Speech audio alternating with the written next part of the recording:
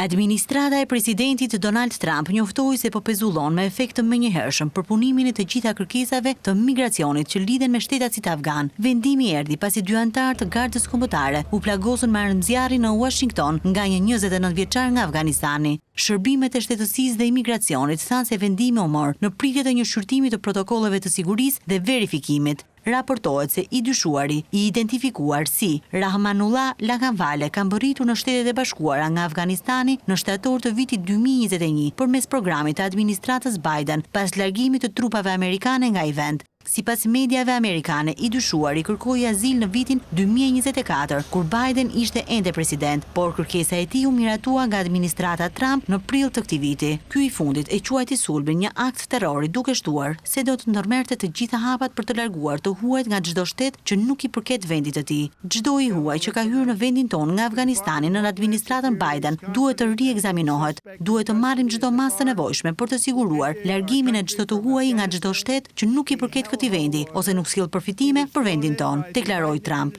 Ndërkaq, FBI po heton motivet që shtyn të riun afgan të hapte zjarr ndaj dy anëtarëve të Gardës Kombëtare, vetëm disa blloqe larg shtëpisë së bardhë, për të cilin mediat vendase raportuan se kishte shërbyer për krah trupave amerikane në Afganistan. Në përgjigje të shtonave të së mërkurës, sekretari i mbrojtjes Pete Hegseth bëri me dije se në Washington do të dërgoheshin edhe 500 trupa shtesë të Gardës Kombëtare për të bashkuar me më shumë se 2000 ushtarët e mobilizuar më parë në kryeqytetin amerikan.